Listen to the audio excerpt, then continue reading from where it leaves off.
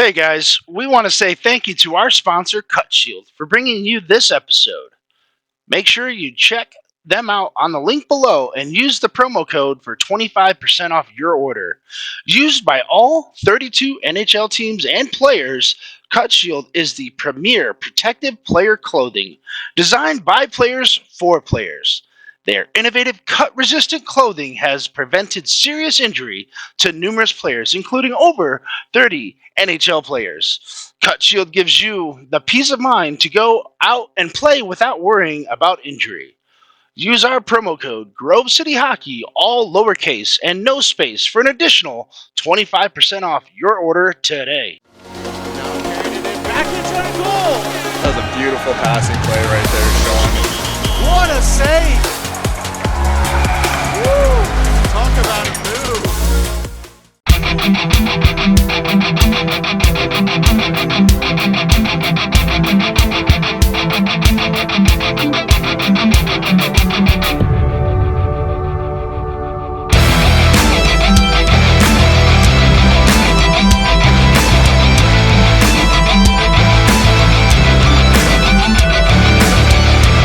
Welcome to another exciting edition to Grove City Hockey Presents Hockey in our neck of the woods, and you, sir, were a very talked about person towards the end. I'm a fifth-year senior, kind of. Well, it's my sixth year of college. Incredible.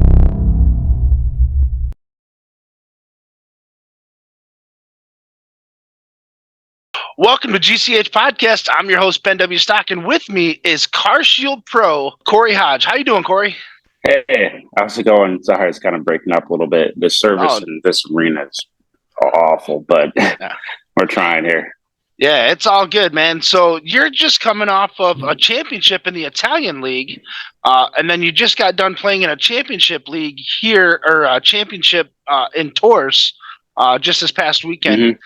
Tell us a little bit about who you're playing for over in Italy. I believe it's Italy, right? Yep, I'm over in Italy in the Serie A league. Okay. This last year I was playing with the Vicenza Diavoli.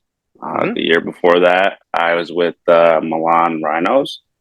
And yeah, I'm over there playing right now. We'll see if I'm going back. Probably leaning towards sticking around with Vicenza. It was a good group of guys and a good team. I like the guys there a lot.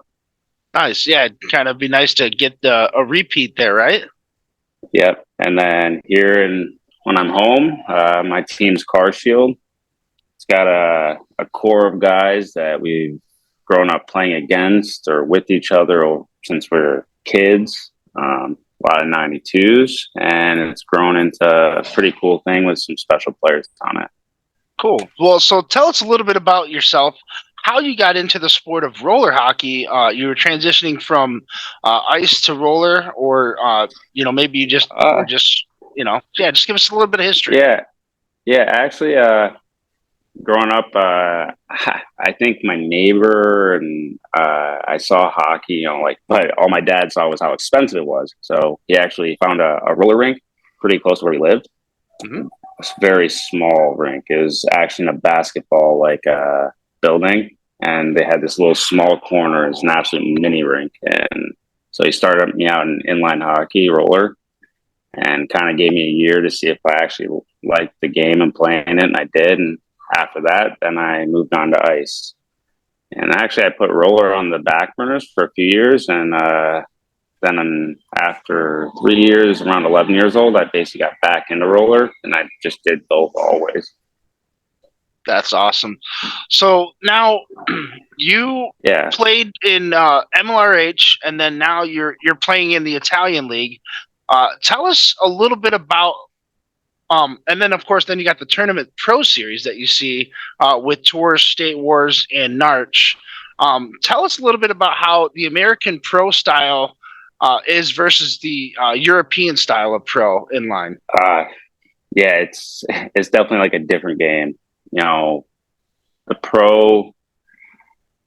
pro tournaments here, it's like a chess match, especially when you're playing the top teams. And then when you come to these tournaments, you're playing on normally full size ice rinks. And because the rinks are so much bigger here, it changes the game, the slowdown game, control game. But over in Europe, majority of the leagues, it's all smaller rinks, and all are different sizes too. And it completely changes the game because the rinks are smaller. You're able to press, you're able to forecheck, you're able to shoot the puck from almost anywhere on the rink. All these things kind of just change the game a little bit. And then you have the side in North America. It's so much more physical here, be on the body and whack the hell out of each other. And then over there, that stuff doesn't fly. You're going to box, do a lot of things you do here. So it just changes the game completely in the style. And each country is definitely different too for how the game's played. Yeah, I've noticed that Italy has a little bit more of a possession game. The Spanish leagues tend to be more of a speed based, I believe, right? If I'm not mistaken. And then you got the French league, absolutely, which is a little bit of a combination of both speed and possession. Yeah, absolutely. Yeah, for sure. Italy's definitely like it's driven in almost every Italian team. Bring the puck back, bring the puck back, bring the puck back. Not to rush it on transition or bad turnovers. Yeah, no, that's pretty much dead on. French is in between. Spanish is a little more run and gun. Yeah. So now you guys just got done with TORHS. Okay. Now, and you're the captain on Carshield. Am I correct on that? That's what the guys say. The rumor and innuendo. Let's put it that way. So how did you end up putting the team together? Because you got Adam Ernie from the Detroit Red Wings. You got Nick Okada coming from the Cincy Kings, and Maiha coming up to help you guys out. Tell us a little bit about, and then I think there's Matt Berry's on the team as well. Yeah, I guess really was starting everything off. I used to have my infamous team, and then there was a moment there that me and Garrett Ross, we were playing a tournament against each other, and he even came to me and was like, "Yo, dude, why are we always on different teams playing for these different states? Why don't we get Michigan guys together and play together? We would have a sick team." And at the time, it's not like I ever talked to this guy as much, and I was like, "Oh shit!" And so after that, we brought in Ross and Barry. And then we played together on Rink Rat State Wars 2018. We won. And after that, there was a moment, me and Ryan Perry, one of my best friends, we kind of got together, and we wanted to try to make something pretty cool between myself, Perry, Aaron Schwartz, Jess Hackett, George Brown, Garrett Ross, Barry. This crew that we just thought with the guys that we're really close friends with, we can make a special team. And then these last pieces of guys like Ernie or Redmond has just been the result of that. Ernie is just kind of a lucky one that came around. He was buddies with Steve Brandy, our backup goalie, and Robbie Beltran. And they kind of got him into the roller game, and he just fell in love with it. Yeah, and that's pretty cool because I watched Adam Ernie this year earlier in Detroit when they were playing against the Colorado Avalanche. I'm an Avalanche fan. My fiance is a Red Wings fan. So she bought some tickets at Christmas time. So we had a chance to watch them in March, and that was really cool and really special. And I kept telling her, I'm like, hey, that's Adam Ernie. He plays roller. And, so it's pretty cool to, teach her a little bit more about the game outside of what she's been exposed to, because she's always absolutely. She grew up with like her cousin is married a professional hockey player over here in the Muskegon area. And her brothers played hockey and all them. So she's well versed in ice hockey, but was not really versed in anything inline. So it's kind of cool to expose her to hey, like check out these guys. And then when Patty Maroon decided to show up at TORHS, I think that was kind of a surprise At least for me, I didn't. When I looked at the rosters, his name just slipped on it me. was a few of us kind of heard it was going on. Yeah, a few of us heard. We got some guys on our team that are buddies with them, but it's pretty awesome for the game to get guys like Pat Maroon and Ernie out here. It's looks good for our game for these guys that love playing this game. Yeah. Do you think Connor is going to make an appearance with the Vancouver Blazers? I think that's coming up this at State Wars, right? Or are they playing in NARCH? I thought I heard something about a team over in that area playing NARCH. I have no idea about if he's playing it or not. Yeah. But I did hear one of those teams that are playing over in that BC area league or whatever that they were going to go. So it'll be interesting to see if he is over there or not. Yeah, it'll be kind of cool to to see how all of that plays out. You guys ran roughshod on your round robin play. You guys went 4-0 at TORHS, and then you guys were undefeated all the way up into the championship game, and then you guys ran into Pat Maroon and the Tour Roadrunners. So yeah, tell us a little bit about that game and how it came out for you guys. I just feel, obviously like we had a good record and all, but I think we had another level to our game, and we had a little bit of inconsistency about our being on the right side of pucks, defensively not pinching in neutral zone plays. Like the PAMA game, we played a perfect game. We were on the right side of the pucks everywhere and winning battles and all that stuff. And then I thought in the finals we kind of went back to what the little mistakes we were doing in round robin, giving up 3-on-2s and plays that we don't want to give up. We were lucky that we had a nice pickup with Tyler Spezia here at TORHS. But missing Garrett Ross is definitely a big piece for us up front. He really sets the tone, kind of leads by example of how he plays the game tough, defensively hard, and obviously, top 4 in the game. Yeah, I fell in love with Garrett Ross when he was playing with the Saginaw Spirit. I lived up that way in Saginaw for a few years, and just absolutely fell in love with his style of play. And then when I found out that he was playing roller a lot more on the east side, because I'm on the west side of the state. It was pretty cool to to be able to see all that and to hear about all of those transitions and stuff. So, but yeah, no, you're good. Ross is awesome. He's a big leader for us, so he's awesome to watch the game. For me, I'd take him almost over any 4 in the game for me. But yeah. So now, so you're primarily a defenseman, correct? Yes. Yeah. Because I was listening to the broadcast now at the TORHS, and the announcer, I can't think of his name off the top of my head, but he listed you as one of the top defensive roller hockey players in the world. Actually, I think he put you in the top 5. So I thought that was really cool. Well, that's pretty nice. That's cool to hear. I'm not someone to pay too much attention to that and that kind of stuff. I know my team, and they think a lot of me and value what I bring. Just try to do what I can for the guys and stuff. And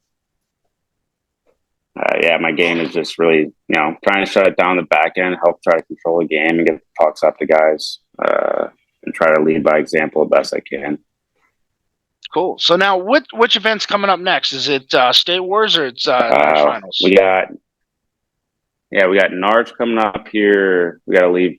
It's the weekend of the 13th. We got NARCH, and then we'll have State Wars right after that, pretty much. Yeah, because that's the PAMA Invitational, correct?